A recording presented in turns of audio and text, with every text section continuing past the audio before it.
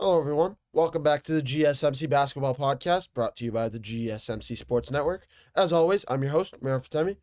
Getting into our next segment here, we're going to take a look at the Detroit Pistons knocking off the New York Knicks back at home in Madison Square Garden in a massive Game 5 after dropping two straight in Detroit.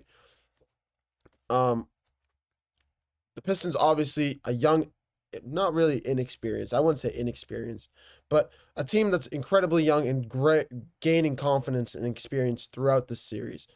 This was a big step for them. A team going into Madison Square Garden in an elimination game in a hostile environment. That Madison Square Garden was rocking last night, taking momentum early, imposing their will with Jalen Duren. I said Jalen Duren was going to have a big comeback game after the game 4 that he had, and I was right, honestly. It was a great performance from Jalen Duren.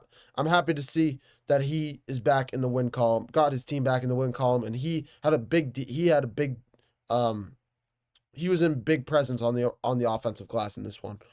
But yeah, this is about the Pistons absolutely taking down the New York Knicks, and do they have a chance to force a Game 7 in this series? That is the question that we'll be answering in this segment. But before I move any further, I'd like to remind you guys to please like and follow the show for more GSMC Sports Network content. Also, we get a number of questions that come in during the show, so to ensure that your question gets read on air, I ask that you use the tips and donations link at gsmcpodcast.net.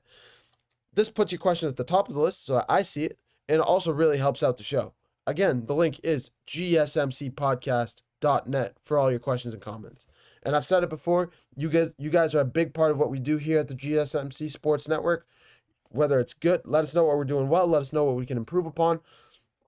In general, your input, let us know how we can build a better show. And let us know if you guys want to hear more topics. Say there's a topic that you're interested in, let us know so we can talk more about it during our shows in general. So, yeah, we appreciate you guys as always as well. But we got to get back into the basketball content because there is an unlimited flow of it and we have limited time here on our show.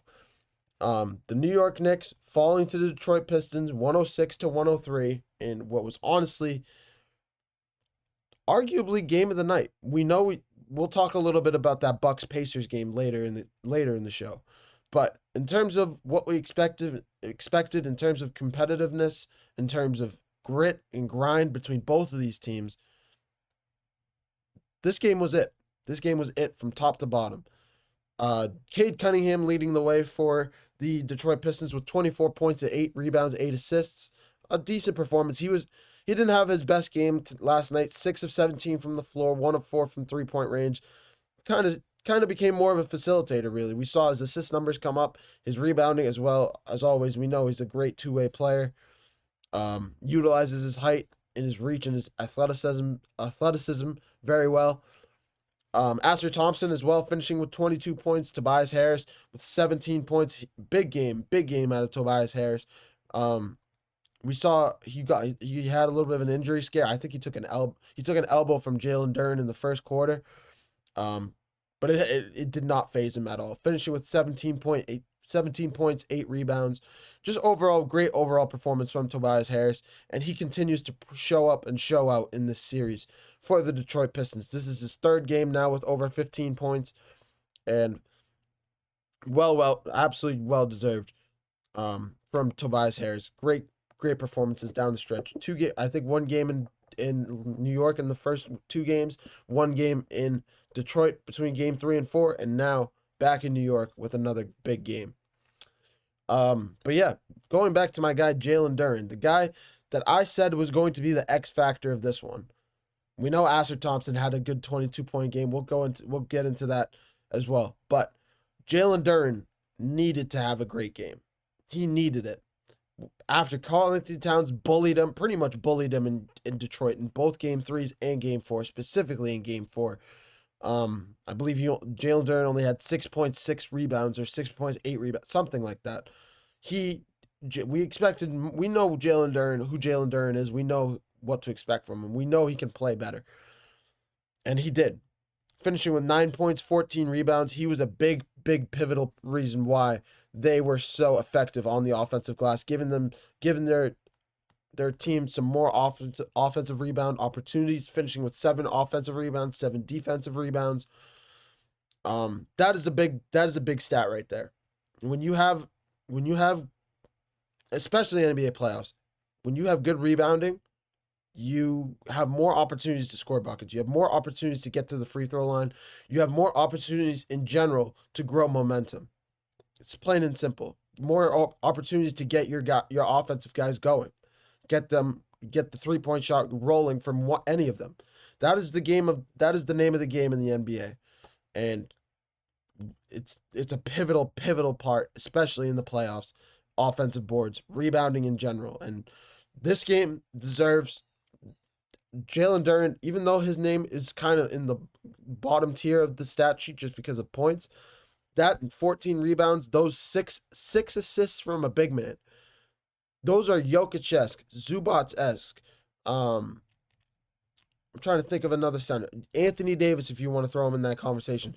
For a big man, there are big men that can score double doubles. There are like say Andre Drummond from back in the day. He was able to get a double-double in his sleep. Blake Griffin, he could get a double-double in his sleep.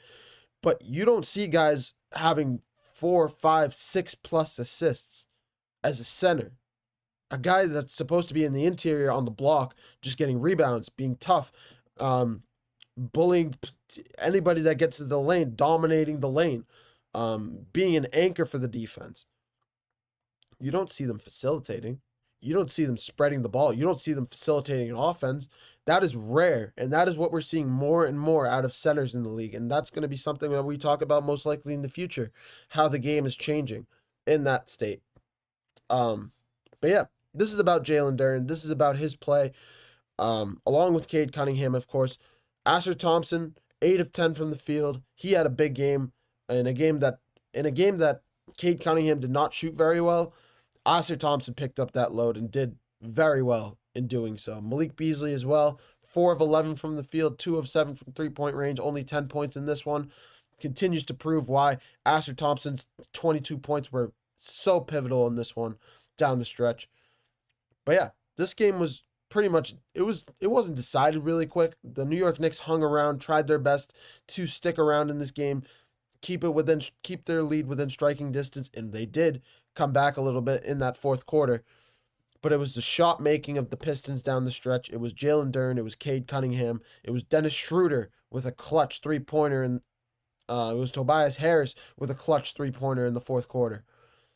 These are the unsung heroes of this Pistons squad, and I don't know. Now they have an opportunity going back to Detroit to even up this series at 3 games apiece, to force a Game 7, a winner-go-home game. And their experience is going to be tested. Are they going to lose 3 straight home games in a series? Are they going to... I think they're tied right now for most playoff losses at home in a row. I think they haven't won a playoff game since 2008. I believe it's 8 or 9 games in a row they've lost at home in the playoffs. Are they going to, and they're tied, I believe, with somebody. Are they going to continue to grow that streak is the question. Are they going to wilt in the spotlight? Is Cade Cunningham going to grow in the spotlight? Is he going to grow into that superstar caliber player that we know he's scratching the surface of right now? I think it comes down, Jalen Duren needs another game the way he did. I think Jalen Duren's play in general is an X factor in this one. If he can gain offensive rebounds, if he can out-rebound Karl-Anthony Towns, it gives the Pistons a chance. Because Karl-Anthony Towns not getting going, especially on the rebounding side of the ball, because we know his scoring is one thing, he can get his scoring going. But when he gets his rebounding going, and he acts like a taller, bigger version of a Julius Randle, that's when the Knicks are at their scariest. That's when they're at their best. That's when they're at their biggest. So, we'll see how this all transpires. We're in a tough spot. I wish I had a better idea of how this goes, but we're in a tough spot here. We know I don't know who to pick in this one. Karl-Anthony Towns in this game also finishing with 17 points, 11 rebounds. Only one of those being offensive rebounds. So Jalen Duren outplaying Karl-Anthony Towns on the glass. Something that we haven't really seen in this series very much of. But yeah, Um, if we want to talk about the Knicks side of things for a little bit, just quickly, Karl-Anthony Towns getting into foul trouble pretty quickly in this one. Five fouls in the first, or not five, finishing with 5 fouls. Only shooting 5 of 14, 2 for 4 from 3-point range. We saw him score that deep 3-point shot to tie the game in the fourth quarter. Of course, Karl-Anthony Towns, we know his shooting is one thing. His shooting is on pace. He's a 3-point scoring champion in the All-Star game. He's one of the best. He's probably arguably the best 3-point shooting big man in the league right now. So major props to him. We know what he brings to the table. But I think this game, if we want to discuss about this really quickly, I kind of want to discuss this I'll discuss this further when we preview Game 6. But I think Jalen Brunson has something to say. We need to say Jalen Brunson's name when we were talking about this game. 4 of 16 from the field, an elimination game. 1 for 4 from 3-point range. 7 of 10 from free throws. We know he did well. We got a majority of his points from the free throw line, only finishing with 16 points. That's fine. But 16 points, he was more of a facilitator with 7 assists. But if the Knicks want to win this series, we know Jalen Brunson is dealing with an injury, so that could have something to do with it. We know he's dealing. We saw him with a knee injury at the end of Game 4. Is he still dealing with it? Is it still nagging? Did he get a little bit of an adrenaline shot to come back in that fourth quarter in Game 4 to ultimately win that game for the Knicks? And is that injury still lingering with Jalen Brunson? That is the question. That is a question, and it's a well-deserved question. But we know who Jalen Brunson is. When he's healthy, he's one of the best players in the league. He's been a top 5 individual playoff performer, top 4 probably playoff performer so far this year, in this year's playoffs. But they need Jalen Brunson at his best. They need him at his biggest. They need him at his best because they cannot rely on the Karl-Anthony Towns. They can't rely on Mikal Bridges or Josh Harts or whoever else you want to throw, OG Anunoby. You cannot rely on role players to carry your team in the playoffs, especially Game 6, especially Game 7. Game 7 is the time for stars. Game 6, the Detroit Pistons are looking to force a Game 7 back in New York. They've won 2 games in New York now. They have the confidence to go into your building and win that game. Are you going to let it happen? That is the question. That is the question we're all waiting to hear. Because if the there's 2 sides of this. Are the Detroit Pistons going to lose all 3 games at home? Is that going to be a reason? Is that going to be the reason why they lose this series? Or are they going to force a Game 7? Is Jalen Brunson going to have more shooting issues more due to his injury or whatnot in Game 6? Is it going to be another pivotal reason why they lose possibly Game 6? And then in Game 7, you throw it's a coin toss. It always is. It always is. And it comes down to the stars. So we'll talk a little bit more about that when we preview Game 6. But this series now is far from over. And Game 5 told us a lot about this Detroit Pistons squad. We need to see what Jalen Brunson is about in Game 6. And we need to see it quick, fast, and in a hurry. If the Knicks fall behind early, I don't like their chances. I'll be serious. I'll be pure honest, because I think Little Caesars Arena is going to be rocking, absolutely rocking on Friday night. I believe they play on Friday night, or is it Saturday night? I can tell you that right now. I apologize. I thought it was Friday night. Regardless, I'm going to take another short break. When we come back, we're going to take a look at the Los Angeles Clippers and Denver Nuggets game. That is one of the best playoff series right now, if not the best. A 2-2 series, now 3-2 going back to LA. Denver winning a pivotal game. I said it was going to be a must-win game on my show yesterday. Denver came out with that attitude. Backed by the shooting of Russell Westbrook, the shooting of Jamal Murray, the shooting of Michael Porter Jr., of Jokic.